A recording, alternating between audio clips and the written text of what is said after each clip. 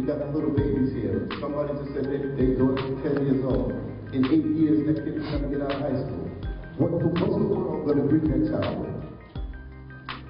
How are we going to prepare for that child when he comes out of high school in 8 years? Who's going to employ him? Us? Well, the rate we're going, we're not employing. You're going to have to look at an Asian, a Caucasian, or an Arab, and I call them all Arabs. I don't know where they're from, but they're all Arabs. It's going to employ them. We're not employing ourselves. And one of the main impediments to black businesses succeeding, developing, and growing is access to capital. We don't have the access to capital that some of these other ethnic groups have. Other ethnic groups come and they practice our philosophy. Ujima, cooperative economics, they practice that. The Koreans come here, they practice cooperative economics. Before they get here, other than getting subsidies from the United States government, they save their money in Korea, 10 families, put their money together, send one over. Buy a bodega. That bodega gets running, they call for another family, buy another bodega. Now they own every bodega from, well not now, but back in the 80s, they owned every bodega in Harlem. And then they switched it over, they left, and the Arab came in and took the bodega. You don't even know when that switch occurred, because it was seamless.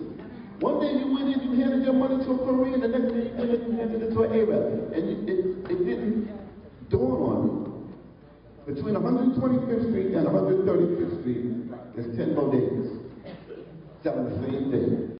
Boston College, based on government money. The brothers got the water hose and the dogs sicked on them so that I could go to college. And I took that money that the government gave me and went to a white university instead of turning around going to one of the historically black universities. Now what's happening? The historically black universities are starving for cash. But yet they got all our best talent in the white universities. So these are all good business decisions on the part of somebody else. But in order to pull that good business decision off, they got to make you not trust yourself.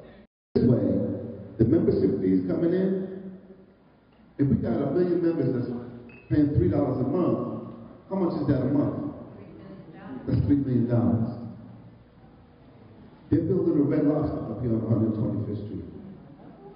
I asked the guy, how much does it cost to build that Red Lobster from first dirt out to first customer coming in? And he was telling me it cost about $11 million. So if we had 1 million $3 members, 3.5 months we can build the Red Lobster. Now Red Lobster's going to make millions of dollars a week. Now I ain't saying years. I'm saying that Red Lobster's going to make millions of dollars a week. Now the profit from that business goes back in for reinvestment.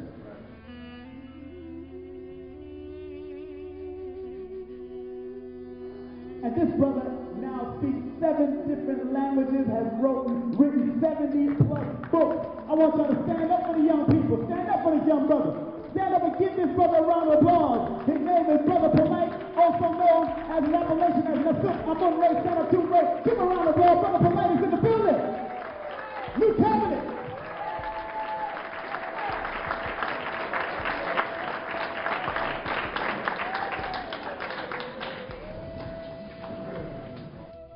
Here it is, a man had his own import and export. When blacks purportedly were being held back, he showed forth and proved despite the obstacles, despite the blockades. They ain't an excuse big enough. He still persevered. We don't get that part of the doctrine though. They don't tell us how to grow our own food or how to acquire land or how to set up our own schools. Somehow we was left with the religion. So Dr. York, they say, man, this brother says he's from Planet Riggs. That's the only thing they got from Dr. York. Dr. York on both sides of the street for an 8-block stretch down Bushwick Avenue, Brooklyn, New York. He owned his own movie house. He gave our members both sides of the street to live on. There wasn't one person who lived on any one of those 8 blocks on both sides of the street that wasn't part of the community. But they'll tell you about Man from Planet Risk in a heartbeat, but they will not tell you that this man provided housing for 8 blocks down in a drug-infested community, so much so that Ed Koch, the former referee of boxing, had to give him an award because they stopped something that even the police couldn't do. The good and the righteous. We in the last days. All of this, we gonna get all black people to rise. That's crazy. All of this, black people are just corrupt because of what the white people are doing. Listen, there's something inside of all of us that gives us the ability to discern right from wrong. There ain't an excuse I got in the world for anything that I do wrong. We gonna be held accountable for our actions one way or another. We can pass the buck all we want, but that's not going to get us out of the situation. That's clear as they living here in 2013, still seeing us in the same state we were in. Dropped off by great leadership. So it has to change. And the only way it's going to change is if we come up with an incentive to see to that who they shouldn't be with. But he don't know where he should be at to make money. He can read your palms and he can tell you that you don't belong in New York. You belong in California. But he can stay and live in the project as deep as he is with his palmistry. He got hands of his own, He ain't reading your shit without hands. Why he living poor like that?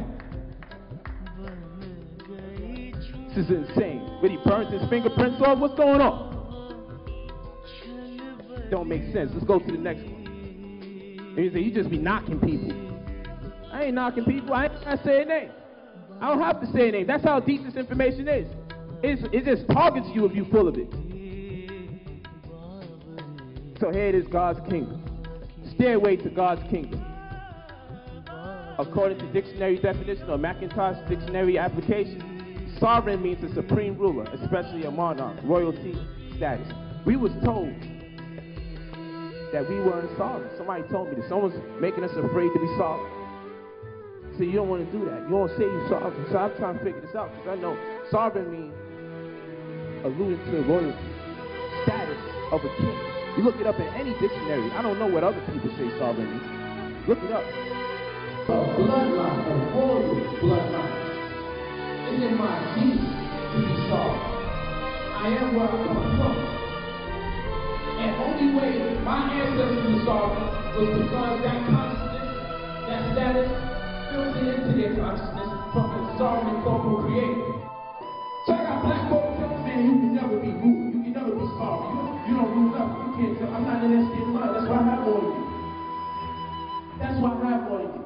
That's why I could buy my wife here a Benz 3-4 weeks ago. That's why I could buy my wife here a drop top Mustang 3-4 weeks ago. That's why I could drive my 2013 that I bought in December, the end of December last year, 2012. You know why? I don't have limitations. I have no limitations. I didn't understand what you're talking about. White man, I don't even understand that. I don't even know what woman they can be. That's the same mind I'm in. That's good, bro. That's good, bro. I don't even know how someone can be like me. I'm not there. I'm not there. I can't understand people trying to wrestle with me. I'm not letting it go. I can't be defeated. I can't let it go. I just can't shake it. I try to be a sucker like the rest of these brothers out here. I try to believe the white man is my devil. I don't have the devil. I haven't seen one yet that can stop me. I haven't seen one person that can take me off my path yet. So I want to shepherd. I'm telling you, you're not my boogeyman. You keep the boogeyman. I grew up a long time ago. I don't need a boogeyman. I'm 29 years old. I don't need a boogeyman. Every step of the way I go, somebody scheming on me. That's what you're telling me? I don't believe it. We ain't never going to succeed in America. I am. But watch what happens. You can hold your breath. You're going to die. Because at the end of the day, people don't realize. It wouldn't matter if everything that I got, all my houses and everything, it wouldn't matter if it was all taken away. The purpose that I'm on this planet for is to build my castle. That's it. So if I was to gain everything and lose it all, it wouldn't kill me. But imagine a person that never gained a thing. You see, I live in a world where racism exists. I live in a world where black belts exist, not just white ones. I live in a world where capitalism exists. I live in a world where there's tyrannical fascists in our midst. And despite all of that taking place, I still manage to transcend all of that and acquire my assets. See, we don't want to use this. See, white man ain't gonna follow that. This white man you talk about, this country you talk about, is a 501c3, not-for-profit organization, registered in a jurisdiction known by the misnomer of Delaware, with an executive branch in New York, legal fiction. So a corporation is known at law as a legal person. So you can see the word legal person there and think that you're talking about actual flesh and blood, but you're talking about paperwork. Let's go to the next one, and that's important. The birth certificate data. Because when you was born into this world, what happened? The state turned your information over to the Department of Commerce. This is true. They turned your information over, your existence over to the Department of Commerce, and they created a company out of your existence.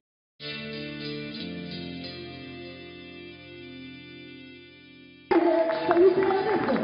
He's the boss man in here. He is the boss. I gotta stand up and you know how it is, y'all. I gotta stand up and sit down. I already know.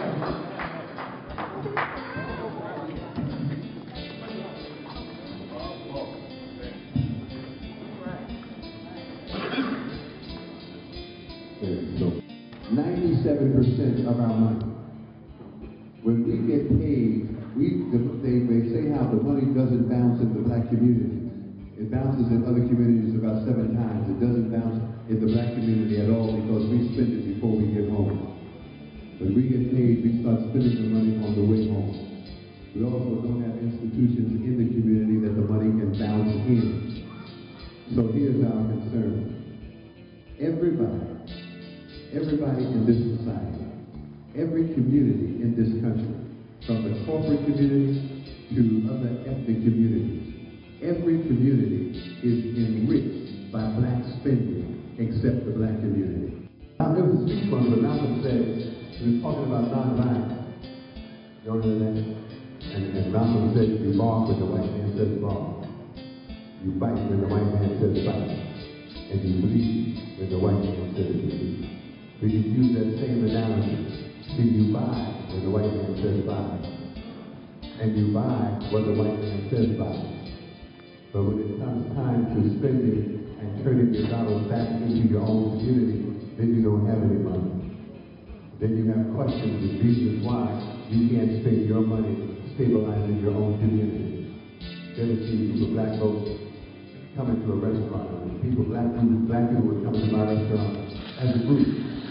There'd be maybe 5 or 6 people, and they're having lunch together, and the waitress will bring the check. When the waitress brings the check to a group of 5 or 6 black people in a black business, the group takes the check, they start scrutinizing it, they start checking what was this, double check the tax. You know you've seen that.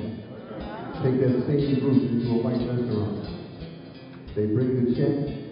The person hands the waitress the card and never even looks at the bill.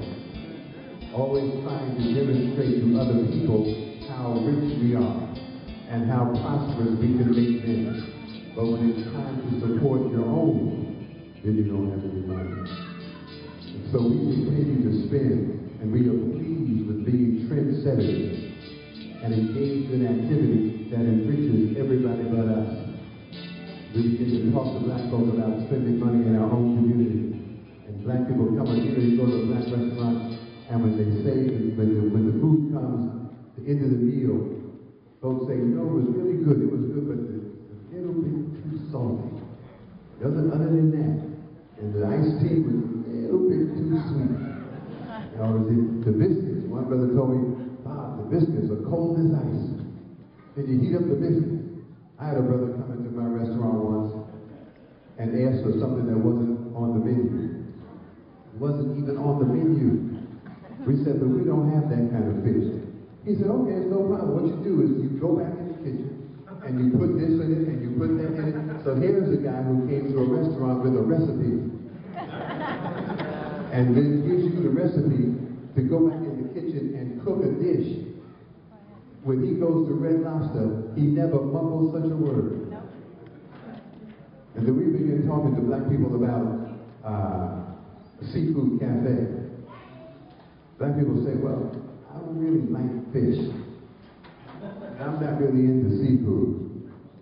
Y'all ever been to Red Lobster? There's nobody in there but y'all. Black people cleave to seafood. It all depends on who owns it. And there's no Red Lobster in any black community. It doesn't have to be. Black people will go to the Red Lobster wherever it is. Until a black person owns the seafood restaurant, then you don't like seafood. Because it's when you control your money. It's when you strategically direct your money. That is when your money turns into power. So we want to use our spending to be able to stabilize our community and be able to influence policy. Be able to tell people that if you want to continue to get this money, this is what you must do. Then it turns into power. And if we use our money to stabilize our own businesses, stabilize the local economy, then it begins to turn into power. And so we launched a campaign, the $1 Billion Black Spending Power Campaign. Phase 1, there's only phase 1.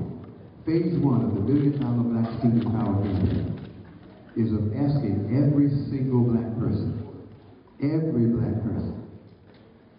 one of y'all, to make a commitment to spend $20 a week in a black-owned business. All right.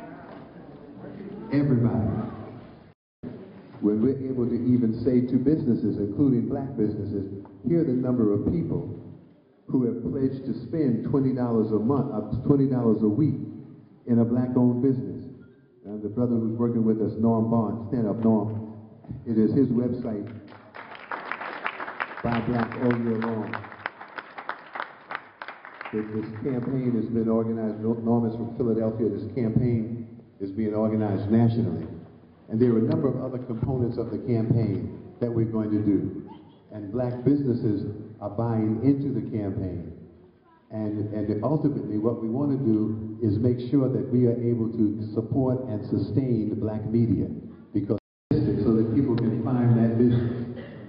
But I need you to go to Buy Black All Year Long and click on the pledge and pledge that you are going to spend $20 a week in a black-owned business. And now, I want you to welcome our brother, Dr. Claude Anderson.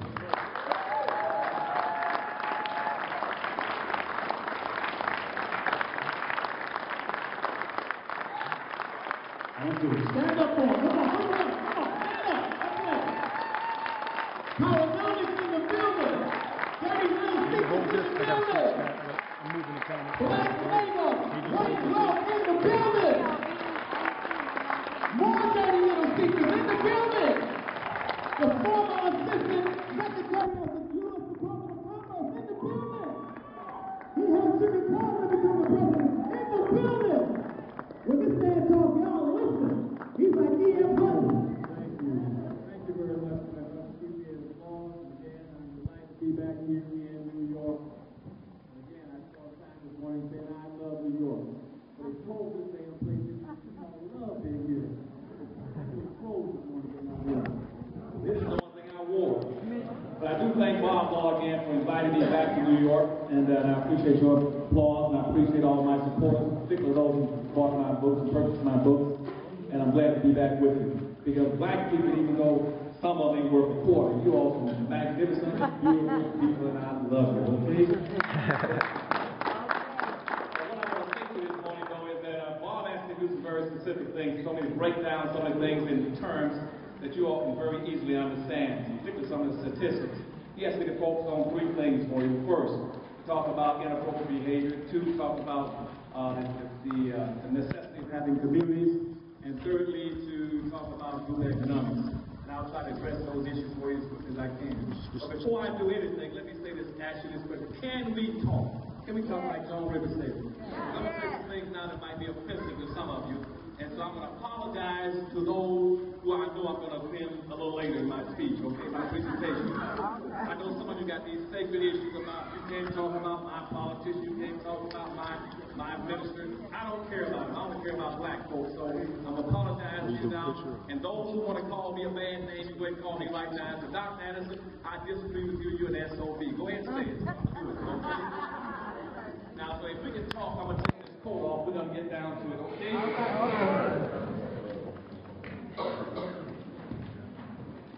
Now, let me start off by, let's see, what happened to my PowerPoint? I'm going to do a PowerPoint presentation so you can see some of the things to track along with me, so you understand what I'm talking about. You got it right here, brother. She's going to do it right here.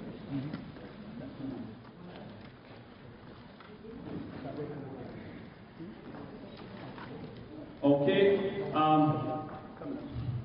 but some of the things I'm going to talk about can be a little bit complicated. Okay, here we are. And people always ask me, say, Dr. S, why do you always focus on black folk? And I've done it so long, I guess when I was on education in the state of Florida, I got surprised one evening. I went to a convention, they had about 2,000 or 3,000 people there.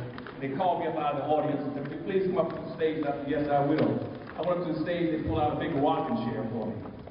I was really talking about my age and my known status, you know. But anyway, maturity. They asked me to come up the stage, they put out a rocking chair. I sat down in the rocking chair. Then they went and got a cigar band stuck on my finger. Then they got one of these windy crowns, yellow crowns stuck on my head. And then they gave me a little step and said, Dr. as we hereby crown you the king of the lowlies.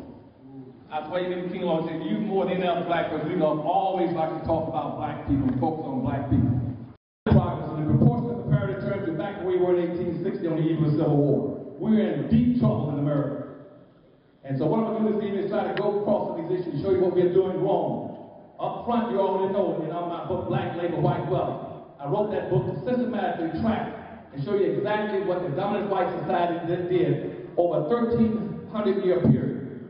Every technique, every strategy, every custom, and in law to put you into the lowest part of a ditch, to put you in a racial monopoly game at the bottom of it, that you'll be totally equipped to play this game.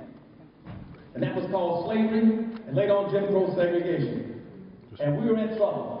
And the Black Labor and White Wealth book tracked all that for you. The Power says to you, on the other hand, that even though whites now got a monopoly is not perfect. White racism is not perfect. You can't beat it by following the Power principles. You can't beat it because white racism is not perfect. And so I put out a book called Power that says that everything that was done to you, here's how you can beat it. But you got to move quickly before the doors close on you. As I said that by year 2000, his banks will displace you. You'll no longer be the dominant majority population in America. You become a minority population. What did you gain out of that? Did they redistribute some of the resources? No. They didn't redistribute the resources. What they gave you were things that are unmeasurable, intangible, indefinite.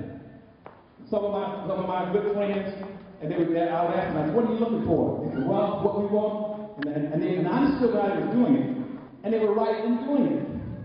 But they didn't get further enough down the line to see what the integration is going to do. And they asked them, what do you want? They said, we want freedom. But you can't merge with freedom. You know what white folks did then? Is what you want, you can freedom. They said, there y'all got it. So what else y'all want? Well, we want equal opportunity. There you got it. What else y'all want? Well, we want equal tangible. We didn't get into the tangible things. So because they left us at home. Where in this country, the direct result of slavery, Jim Crow segregation, whites said at that point, they had population numbers. Why did they have population numbers? Because the first thing that was put in place after 1789, when the Declaration of Independence was approved and ratified. In 1789, by 1979, the first act of Congress was to pass the first immigration law. The first immigration law says this is going to be a white nation. And no blacks can come here unless you come here as slaves. And what did that do? That made us the only permanent minority in this country. Now why is that important? Because if you're the only permanent minority, look what position you're in a society called. They said, well, it's against the law for us to try to do what everybody else do because of the Richmond and Hart decision, which says that that a minority cannot, you cannot single out a minority and give them some preferential treatment. That's a Supreme Court ruling. I said, the way you beat them is quit calling yourself a minority.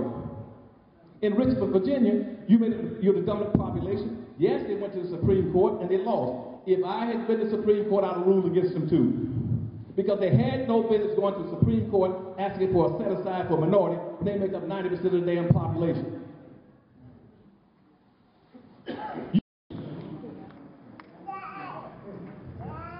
Now, I built WWD in Tallahassee, Florida in 1972, an FM station. I also had interest in the AM station in the top of the Superdome in New Orleans.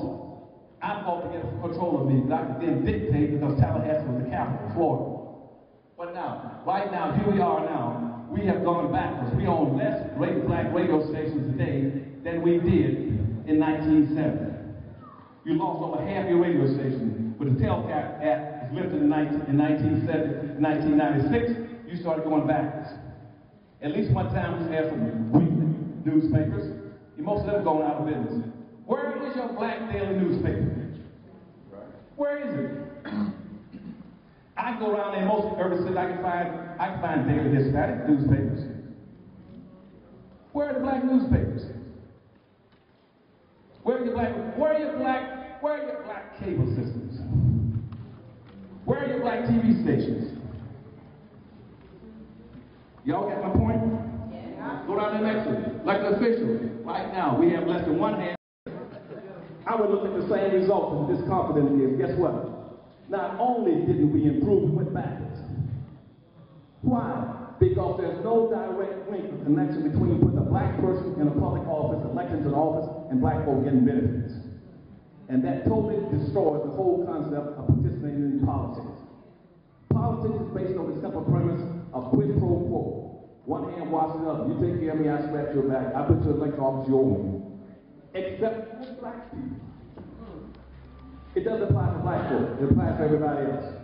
We get no benefits by putting a person in the public office. Because you know why? The first thing they're going to do when they get elected to office, that nobody else on earth can do. As soon as a black person gets elected to a public office, the first thing they'll say, I'm here to represent all the people. That's right. That's right. In a nation of representative government, which means you're supposed to represent the backwards. We've been taught to see everything's upside down and backwards. The slave codes of 1705 spell out very specifically how whites were to behave and how blacks were to behave. That a white person could never give respect to a black person, could never call him Mr., or never give him a major title, or never put him over a white person. And the same slave codes on the other side says that defined what a black person could or could not do. He could not look a white person in the eye. He could not look down at a white person. He could not talk to a white person with his hat on. He could not play games with white folk. He had to step off the sidewalk when whites came along. He could not touch a white woman. Those were the slave codes. In 1710, we had similar slave codes. And they came out with a policy called meritorious manumission. Meritorious manumission, which says if we can find some black people, who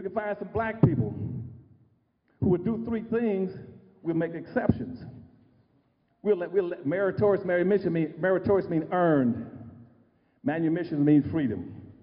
If they can demonstrate one or three things to us, we'll let a few of these blacks go get out, because those are good Negroes.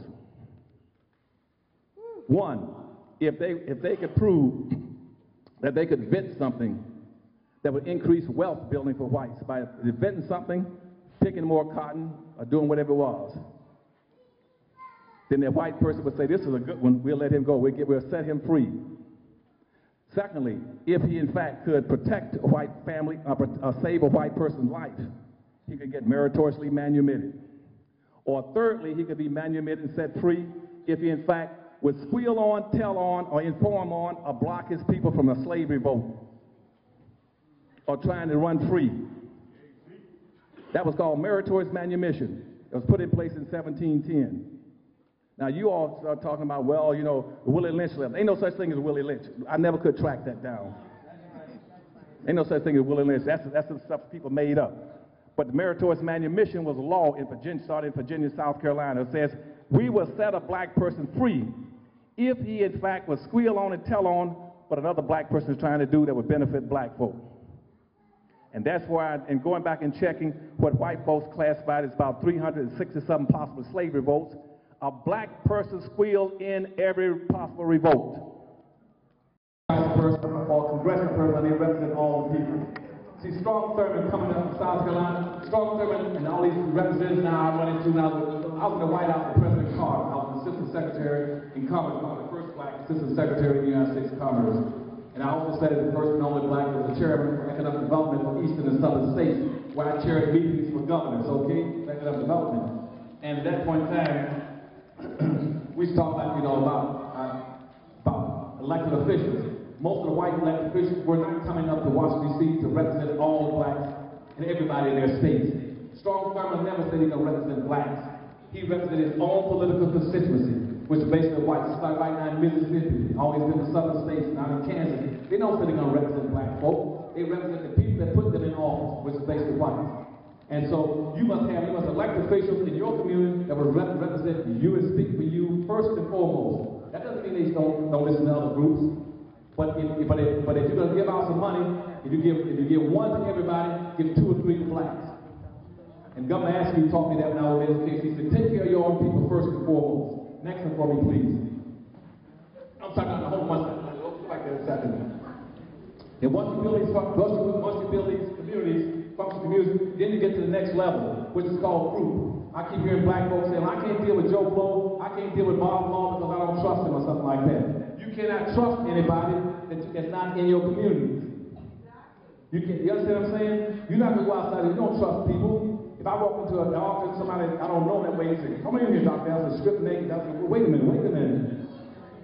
You trust people that are coming, that you kind of got a sense of community with, and you begin to understand or relate to. Then you would trust people. People will not invest with you into your businesses, become partners, and give you your money until you have a community so you can group trust. And once you get group trust, the next level up, you get cooperation. People will cooperate with you when they come to understand and trust you. They will cooperate and say, okay, here's the money, send me the invoice, and send me a receipt whenever you get around to it, and I trust you. And lastly, once you do that, then you can start getting group accountability. You can start holding all these elected officials accountable once you get a community. But you cannot hold your elected politicians, you cannot hold the civil rights groups accountable now because you don't have communities. And once you successfully discovered America, everybody was still practicing mercantilism. But Pope Innocent in 1888 had set out a public edict saying that if you're going to try to if you want labor, use blacks. Because back in 1444, Henry the Navigator had picked up about 16 black slaves off Africa and given them to the Pope. The Pope had used those blacks with free labor up until about 1488. In 1488, Pope Innocent from the Catholic Church says use black folk. So by the 1500s, after Columbus discovered America, they then said, whoa, we got a new concept. No more mercantilism. Let's now use capitalism. So what is capitalism? This is what I want you all to practice in the future. What is capitalism? Capitalism means owning and controlling the land, the tools, the resources, and using other people's labor to enrich themselves. Let me give it to you again. Capitalism means owning and controlling the land, the tools, and the resources, and using other people's labor to enrich yourselves. That's called capitalism. Capitalism came into existence in about 1502. And that became the dominant way, and started in Portugal and in Italy. And people began to practice, that's most of the banking system started, like the present-day banking system started in Portugal. That's when the whole capitalism thing started and finally moved to England. That's capitalism. Now, W.D. Du Bois defined capitalism almost similar. Du Bois said that capitalism is like owning 4 ears of corn. You eat, save, and sell, and in a year, you save the seeds for next year's planting. That is capitalism. Eating, saving, and selling, or, if you go back to the 1500s, owning and controlling the land, the tools, and resources, and using somebody else's labor. You got $1, you only got 2 cents to run a household. And so you don't have any wealth. And so right now, the wealth cycle is over here on manipulating symbols. Now, what's going to happen, and this is what y'all got to watch out for, is that when we have a major instance of terrorism or a major storm, magnetic storm, is all that information going to disappear. All that information will disappear. And all this stuff, all this data in the libraries, and all this information in the banks and everything else, all that stuff is going to be wiped out. And the people, and again, what's going to happen? The people that be the wealthiest people are going to be back at 12 o'clock. Those who own the land, resources, and produce food, water, medicine, and stuff like that will take care of it. Next one, read fast story, please.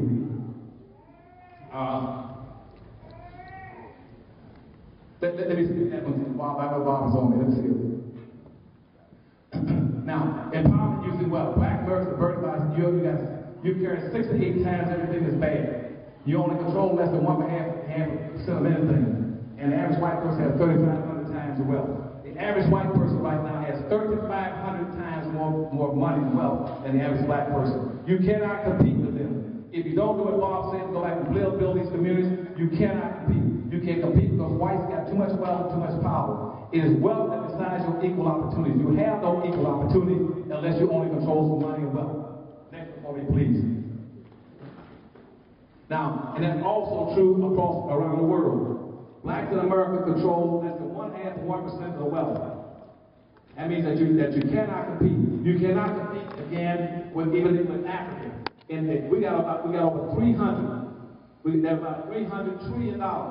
We have $300 trillion worth of wealth on the earth. Out of over $300 trillion on earth, guess what? Black people still own less than 1/2 of the wealth on the earth. Even though we make up about 25% of the population. Black people make up 25% of the population of the earth. And we control less than 1/2 of 1% of $300 trillion floating around the earth. We don't even have wealth any place on the earth. And what I did a comparative analysis for you, per capita. You see how the wealth is distributed? Australia had the highest, then Canada, then Japan, then USA, then Russia, even down to Mexicans, and blacks all across Africa, sub-Africa, they have less than $1,000 worth of wealth per in the country. You send Haitians back. They don't push back on anything.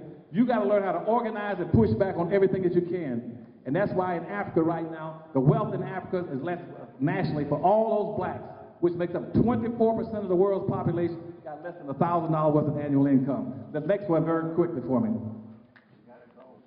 Okay, last one is disposable income. Let me show you the chart. They got to go in. Now. Right? Can I get 10 minutes? Where's Q Simon? This Negro invite me to come all the way to Washington, D.C. You see that? At my own expense. I don't get paid. I know my fee is normally come in and do it free for him. He said, you won't out too bad. You got to leave now. Go to the next one very quickly. A couple charts, Bob. This is the thing. This is quickly. White businesses get 95 to 96% of all black money.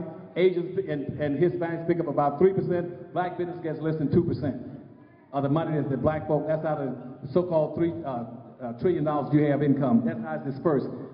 Only 2% stays in the black community. Next one for me, please.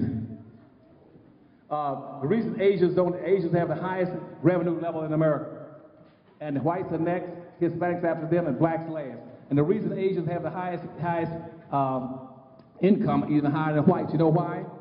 Because that's why they don't have any. You don't have any Asian prisoners. You don't have any Asian unemployment, and they got more. And why? Next will tell you why. Push it for me, baby. Here's why. Go to the next one. Next one. Well, the reason they don't have it is because here's why. That's not on it. I'm going to stop now. Because 1 out of every 10 Asians are in business. Right. One out of every 34 whites in business. 1 out of every 55 Hispanics are in business. 1 out of 104 blacks in business. There's a direct link between going into business and being on welfare, food stamps, being in prison, and having high unemployment. The more you got, the more businesses you have over here, the greater your living, everything works out for you. At the bottom, when you got no businesses, you're going to have high unemployment, you're going to have crime, you're going to have health problems and everything else. That's why everybody else is outdoing us in all respect. I thought I had that on one of my charts. Push it up, I'm through. Let's see. Push it. Oh, this is the last one. This is Bob. Number 7. Always build the economy first. Build your economy first. Everything is like a 5-story building. 5-story building. This is the last thing I'm going to say to you. It's a 5-story building. Always first try to build your economy. Build your economy on the first floor. It's a 5-story building. Economy is on the first floor. Politics is on the second floor. Police force and courts on the third floor. Media, broadcasting, and newspaper on the 4th floor. Education on the 5th floor. Now, if you don't have it, what you got to do is build an economy first. Build your businesses and your economy in a black business community that Bob is telling you about. Once you begin to bring in enough wealth and get enough businesses, what you do, you take your money off the first floor and you use it to buy the politicians on the second floor. You buy politicians. You don't have to vote if you got money and wealth. You take your money and you buy all the politicians. And all the politicians you can't buy, you rent or lease them. Then you go to the third floor. The third floor, again, is the police and the court. Your money off the first floor will determine what the police and the courts are going to do. And then and you take your money also, what Bob was talking about, and you buy your television stations and radio stations and print newspapers on the fourth floor. And print what you need. You cannot own and control radio stations unless you got ads or somebody buying time on your station. Without the ads and the advertising dollars, you cannot do these things. You got to have an economy on the first floor. Then the last floor is education. You're wasting your time sending all these black kids to school to get a job so they go work in the white communities in a white business. You got to figure out how to get those kids educated on the fifth floor and come back to the first floor and build your own community and build your own businesses. But black folk keep telling about education is the key. Education has never been the key. Never been. All you got to do is got all these black kids with master's degrees working at McDonald's and Burger King because you don't have any businesses.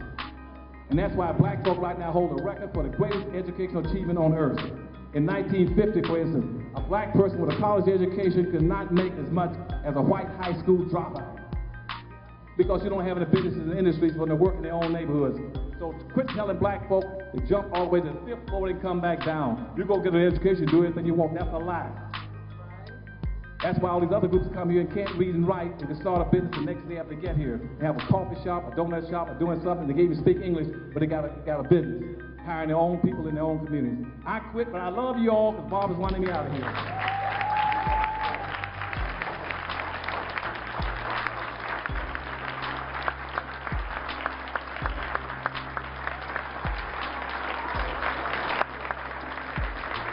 Oh yeah, give a round